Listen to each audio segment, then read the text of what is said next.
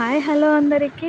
ఏంటండి బాబోయ్, లాస్ట్ వీడియోలో నా ఫస్ట్ ఛానల్ పోయింది, ఇది నా సెకండ్ ఛానల్ అని చెప్పినా కూడా ఆ వీడియో వచ్చేసి ఓల్డ్ సబ్స్క్రైబర్స్కి పెద్దగా రీచ్ అయినట్లయితే నాకు కనపడడం లేదు.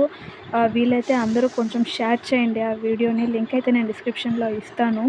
సో ఇవాళ అయితే మనం పాలకూరతో పప్పు అయితే చేసుకుందాం. పాలకూర ఇష్టం లేని వాళ్ళు ఎవ్వరూ ఉండరు కదా.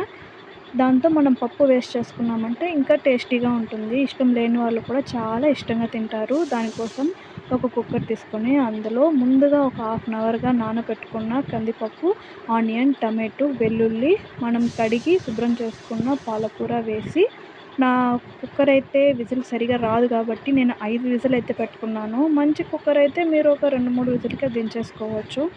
ఆ తర్వాత అందులోనే కొంచెం పచ్చిమిరపకాయలు, ఎండుమిరపకాయలు నేనైతే 2 వేసాను. కారం తక్కువ తినేవాళ్ళు ఇంకా తక్కువ కూడా వేసుకోవచ్చు.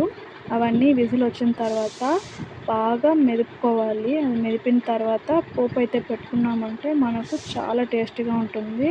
పోపు కోసం నేను అదే కుక్కర్ యూస్ చేస్తున్నాను.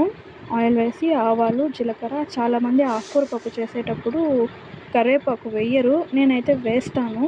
పోపు వేసుకున్న తర్వాత మనం ముందుగా రెడీ చేసుకున్న పాలకూర కూడా అందులో వేసుకొని సాల్ట్ అయితే అడ్జస్ట్ చేసుకొని ఒక 5 మినిట్స్ బాయిల్ అయిన తర్వాత సిమ్లోనే బాయిల్ అవ్వాలండి. బాయిల్ అయిన తర్వాత దించేసుకోవాలి. అలాగే ఈ పాలకూర పప్పు ఎంతమందికి ఇష్టమో నాకు కమెంట్ బాక్స్లో చెప్పండి. వీడియో నచ్చినట్లయితే లైక్ చేసి సబ్స్క్రైబ్ చేసుకోండి. అలాగే బెల్ బటన్ని క్లిక్ చేయండి.